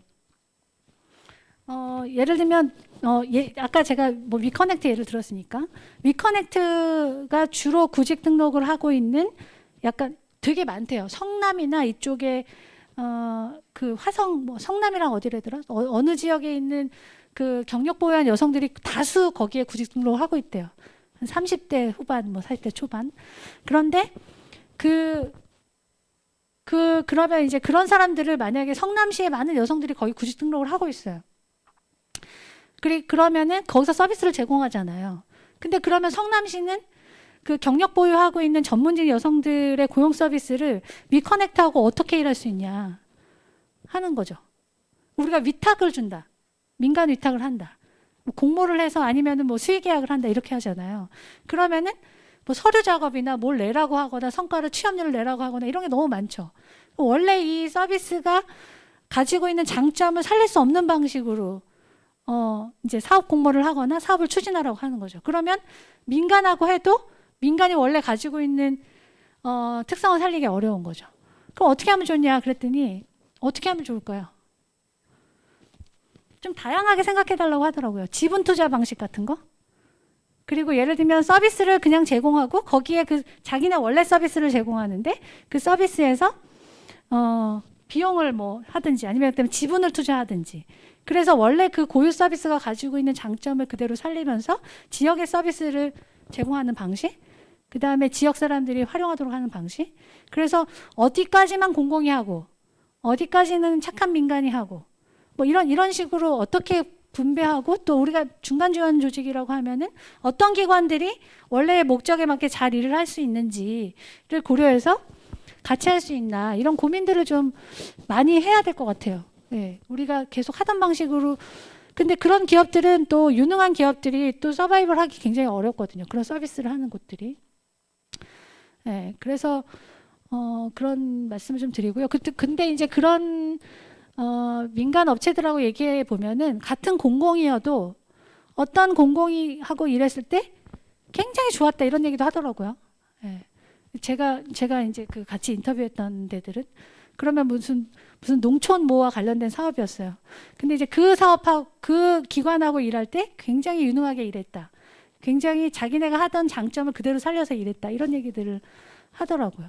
그러니까 우리가 민간하고 잘 일하는 방법 이것도 굉장히 중요한 실험인 것 같아요. 그래서 그 지금 제가 오른쪽에 했던 얘기들을 말씀드렸는데요. 그러니까 청년 문제 해결형 소셜 벤처나 사회적 기업들 굉장히 많습니다. 예, 그래서 그런 기업하고 연계해서 사업을 기획하는 거. 예, 그 다음에 청년 당사자 얘기들을 많이 듣는 거. 예, 그리고 그 아까 청년 기본권 말씀드렸는데요. 다양한 청년 제한 사업에 대한 사회적 가치 중심의 성과 목표를 설정하는 거. 그리고 실험하는 거죠. 그 다음에 아마 여기 계신 분들 중에 상당 부분은 그 지표의 문제, 그 평가 지표에 대한 고민 굉장히 많이 하실 것 같아요. 그래서 지금 민간에서는 그 사회적 가치 이 평가 관련된 부분이 지금 어쨌든 그쪽에 연구를 하고 그거를 적용하기 위한 실험들을 많이 하고 있습니다. 공공은 더 많이 되게 선도적으로 차용해야 될 것 같거든요. 그래서 그런 것들을 좀 정책적으로 또 많이 제안하시고 또 현장에서 그런 가치를 그런 지표를 많이 제안해 주시고 이런 거 굉장히 중요할 것 같아요. 여성 일자리 세일도 그 평가 방법에 대한 것 때문에 원래 하려고 하는 일을 잘 못한다 이런 불만이 굉장히 많거든요. 그런 거를 현장에서도 많이 제안하시면 좋겠다는 생각이 들고요. 제가 여기 빨간색으로 써놨죠. 무슨 서비스를 구매하거나 아니면 지분을 투자하는 방식. 그 다음에 지역 문제 해결과 사회적 가치 추구형 청년 스타트업 같은 것들을 좀 적극적으로 육성하는 거. 그 다음에 청년 당사자 중심의 청년 지원 프로젝트하고 연계하는 거. 이런 일들이 좀 적극적으로 진행되면 좋겠습니다. 제가 일단 이제 얘기는 거의 제가 그 준비한 슬라이드는 다 한 것 같아요. 지금 4시 2분 정도 됐거든요. 그래서 한 4시 반까지니까 조금 일찍 끝나는 건 괜찮겠죠. 그러니까 혹시 제가 했던 얘기 중에 같이 얘기해 보고 싶거나 그런 부분이 있으면 좀 물어봐 주시면 좋겠습니다.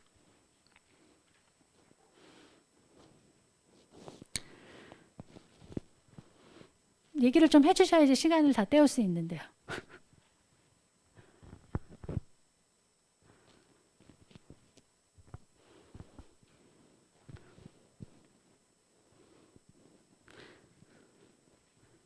뭐 없으세요? 이거는 말이 안 된다 뭐 이런 것도 괜찮습니다.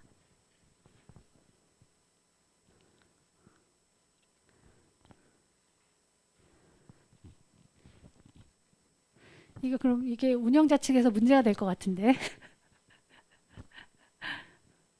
혹시 그러면은 이제 제가 얘기를 했는데 제가 얘기한 것과 관련해서 여기 뭐 일자리 재단에서도 많이 오셨잖아요. 청년팀에서도 오신 것 같은데, 예, 청년팀에서도 오신 것 같고, 그다음에 뭐 다른 팀장님들도 많이 오셨던데, 그다음에 뭐 인력개발센터도 오시고, 또 시군에서도 오시고, 민간하고 같이 했던 사업 중에 이런 방식은 좋았다, 뭐 이런 거 혹시 같이 공유해 주실 만한 거 없나요?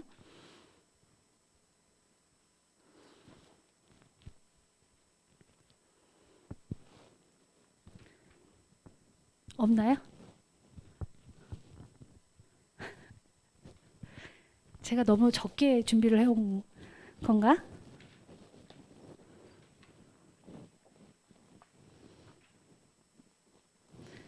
그러면은 몇 분이라도 지금 이 강의 이제 여기 아카데미 오셨는데 지금 다 일자리 관련된 거 하시는 분들이죠? 그쵸? 절대 얘기를 안 하고 곧 끝나게 하고야 말리라 이렇게 생각하시는 건가요? 지금 제일 고민이 뭔지 한두 분만 얘기하고 그러면은 시간 조금 끌다가 끝날까 봐요. 예. 여기 허정원 팀장님 오셨어요? 계세요? 아, 못 오셨어요? 그러면은 혹시 여기 일자리 재단의 청년 팀장님 오셨어요? 청년 지원팀에? 손 안 들면 모를 거다 이렇게 생각하시고 안 하시는 건가요? 아니면 아까 제가 뭐 얼핏 본 것 같은데 시흥 아니면 김포 공무원분도 오신 것 같은데 계세요? 이름을 얘기하지 않는다는 난 말하지 않겠다 이거 이것인가요?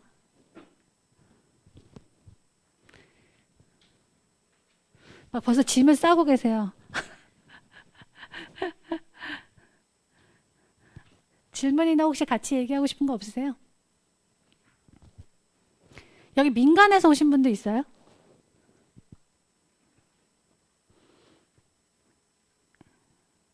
없으세요? 누구라도 좀 도와주시지. 다 빨리 그냥 끝내고 가셔야 된다고 생각하시나? 여기 운영 사무국에서 도와주시려고 지금. 네, 박사님 강의 잘 들었습니다. 네. 질문자가 없어서 네. 제가 하나만 여쭤보고 네. 끝내는 걸로 하겠습니다. 그 남성하고 여성 관련해서 앞에 좀 주제를 네. 한번 화두를 던져주셨었는데요. 네. 남녀 임금 격차나 이런 문제는 사실 아주 오랫동안 고착화되었던 지금 사회 현상의 문제이고, 그리고 코로나의 영향으로 인해서 또 충격으로 인해서 또 여성 그 일자리가 또 많이 더 없어져서 임금 격차가 올해는 더 크게 나타날 수도 있는 부분이 네. 있을 것 같고요. 그리고 아까 말씀을 주셨는데 남성 집중 직종하고 여성 집중 직종이 또 많이 구분이 돼 있지 않습니까? 네. 우리나라 노동시장이. 그래서 이런 직종 분리 이런 현상 때문에 아마 임금 격차가 더 많이 앞으로 나타날 것 같다는 생각이 드는데, 예를 들어서 여성분들은 보건이나 서비스 종사자가 많을 거고 남성은 제조업에 많이 포진이 돼 있죠. 그렇게 되면 이 직종이 서로 혼합으로 가지 않는 이상은 이 격차를 줄이기가 쉽지 않을 거라 이런 생각이 많이 들고 있거든요. 그런 부분에서 정책 연구실에서는 어떠한 것을 조금 정책적으로 앞으로 나가는 방향이나 이런 연구들이 있는지 그런 것이 좀 궁금합니다. 네. 정말 애써서 저한테 질문을 해주신 것 같아요. 제가 여성을 중심으로 얘기하지만 그냥 노동시장의 문제예요. 우리나라 노동시장의 문제. 그러니까 우리가 예를 들면 지금 아까 돌봄 노동 얘기 많이 했는데요. 어떤 일자리가 남을 것 같으세요? 앞에 맨 앞 시간에도 들으셨던 것 같은데 공감해야 되는 일자리 있잖아요. 감정을 교류해야 되는 일자리, 대면 일자리, 기계가 대체할 수 없는 일자리예요. 그걸 통칭하면 그냥 돌봄 일자리예요. 예. 그 일자리가 늘어나게 되고 그러면은 그런 일자리가 늘어나는데 실제로는 우리가 그거를 예를 들면은 돈으로 환산하는 방식이 어떤 일이 더 가치 있다라고 평가해서 임금을 책정하는 방식이 지금과 같은 방식으로 계속 가는 게 옳은가? 이거 이제 근본적인 문제예요. 그 전체적으로 ILO나 그 전체적으로 얘기를 많이 하고 있는 부분이기도 합니다. 돌봄 노동이 실제로는 저평가되어 있는 가치. 그러니까 그게 남성이든 여성이든 근데 그만 대부분 다 여성들이 포진되어 있는 거죠.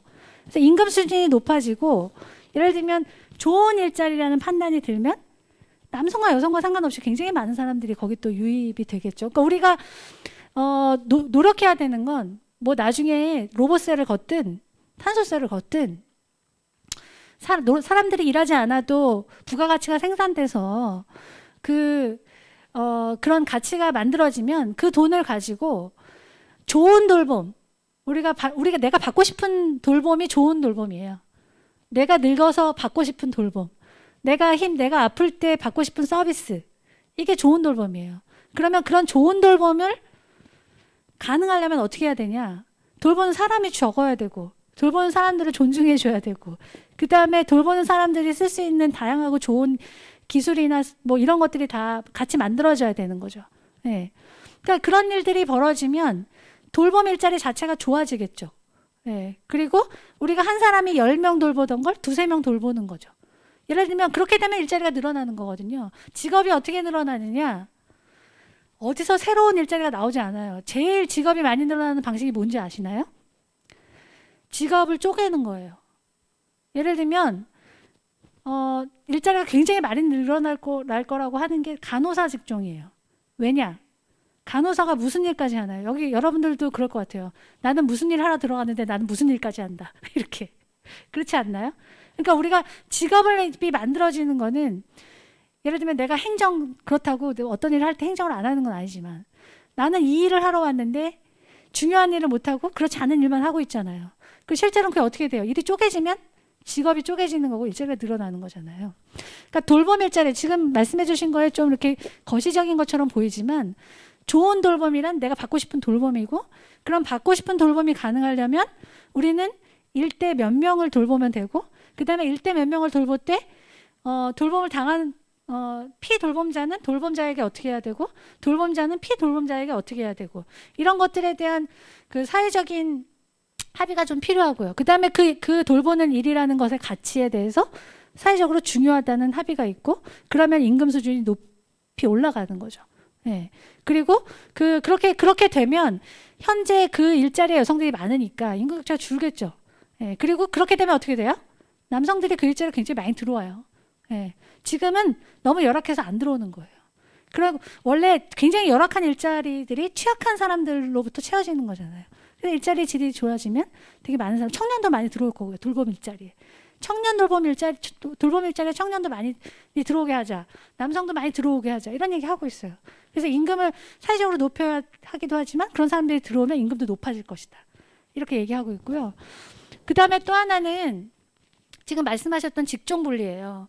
이거는 생각보다는 이제 제가 작년에 했던 연구는 아까 말씀드렸던 것처럼 20대 후반에서 30대까지만 대상으로 한 600명 조사도 했고 제가 이제 인터뷰도 했고 한데요. 그러면 도대체 그런 노동시장 앞으로 많아질 거라는 거, 그 다음에 좋은 일자리, 임금이 높은 일자리는 일단 기본적으로는 숙련형 일자리예요. 숙련형 일자리. 근데 여성들이 숙련형 일자리에 오래 못 있는 건 여성들을 밖으로 끌어내는 힘이 여전히 많기 때문이에요. 더. 네. 그러니까 그 노동시장에서 밖으로 나오게 만드는 밖으로 유인해내는 힘도 여전히 강하고요. 그래서 여기에서도 뭐 일생활 균형이나 뭐 그다음에 남성 돌봄도 뭐 강하고 이런 일들이죠. 근본적인 거. 그렇게 밖으로 유인해내는 힘도 강하고 노동시장 안에서도 성장하기 어려운 구조적인 문제가 또 있어요. 구조적인 문제가 예를 들면 초기에는 잘 몰라요. 근데 이제 5년 차 넘어가고 그러면서 이제 알게 돼요. 그래서 이제 요새 여성들이 이제 여성이든 남성이든 처음엔 잘 모릅니다. 근데 이제 생애를 살다 보면 언젠가 한 번은 느끼게 되는데요. 그 다음에 이 IT에도 40대는 보기가 어려웠어요. 근데 40대도 생기고 있다, 여성들이. 그런데 절대 못 올라가는 건 관리직.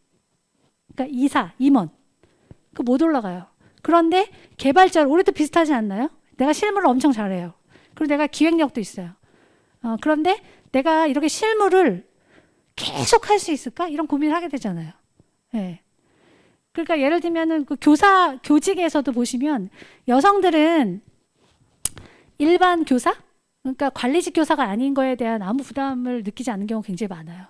근데 남성들은 교감, 교장이 안 되고 내가 여기서 이렇게 갈 수 있을까? 지금 좀 달라질지 모르지만. 그래서 다 루트를 달리합니다. 관리직으로 가는 루트를. 근데 여성들도 그렇게 관리직으로 가고 싶은 여성들이 상당히 있어요. 근데 그 루트가 없어요. 그리고 그때 그 루트는 내가 내 힘으로 아니면 내 어떤 걸로도 노력해서 될 수 있는 일이 아닌 거예요. 네. 그러니까 그런 구조적인 문제들이 있는 거죠. 그 다음에 5년 차쯤 됐을 때의 그 경력직들이 굉장히 중요하다. 들어가는 것도 어렵고요. 들어가는 거 어려운 거는 지금 최잼순이 얘기한 것처럼 이 공대라든지 IT 분야에 잘 가지 않죠. 네. 그래서 그런 정책도 있어요. 공학 계열 여성들을 계속 그 지원하는 공학교육지원센터 이런 것도 있어요. 여성공학교육지원센터. 그러니까 입직도 많이 안 하는데 입직해서 5년 차, 10년 차 됐을 때 이 사람들이 예를 들면 자기가 필요한 프로젝트에 들어가야 돼요.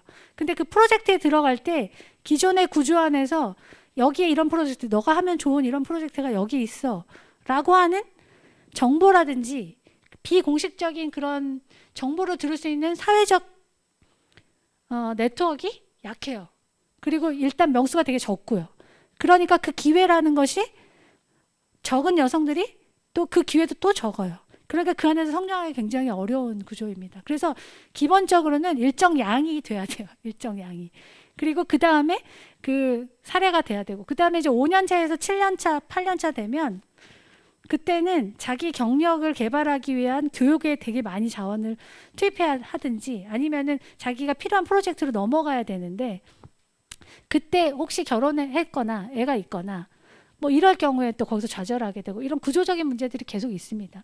그래서 말씀하셨던 것처럼 저는 이제 여성 쪽 연구를 하니까 이런 주장들을 계속 하는 거지만 어쨌든 그런 그 입직해서도 그렇고 들어가서 생기는 구조적인 문제도 그렇고 그런 문제들을 해결해 주는 거 조금씩 완화시켜 주는 게 성별의 임금 격차를 줄이는 방식이고요. 그리고 그 안에 들어가 보면은 그 직종이나 그 산업이 가지고 있는 문제 때문에 생기는 문제도 있고 예, 성별에 따른 문제일 수도 있고 그다음에 너무 적은 계층의 사람들만 있는 데서 있는 문제도 있고 그렇습니다. 그래서 제가 오늘은 돌봄 얘기를 많이 한 거는 그다음에 이제 직훈이나 민간 사업하고 관련된 얘기를 많이 한 거는 우리가 가지고 있는 권한이나 우리가 주로 같이 해결해 할 수 있는 파트너들이 주로 어떤 분들인가를 고민해 보면은 지역에서는 그 돌봄 일자리에 대한 것들을 여성 일자리가 아니고 지역에서 만들어질 수 있는 일자리들, 그다음에 자기 프로젝트, 그다음에 청년을 지원하는 방식도 기존에 취업해서 오래 일하면은 뭘 더 매칭해서 뭘 더 주고 이런 방식 외에 좀 창의적이고 새로운 방식으로 예, 이게 일자리 사업인지 무슨 프로젝트 사업인지 알지 모르는 그렇지만 그런 혁신적인 실험을 뭐라도 조금씩 하시는 게 좋지 않을까 해서 그 위주로 좀 말씀을 드렸습니다. 예, 그래서 질문을 해주셔서 제가 길게 대답을 했고요. 이제 그러면 끝내도 될까요? 예, 제가 좀 일찍 끝났는데 들어주셔서 감사합니다. 오늘 고생 많이 하셨습니다.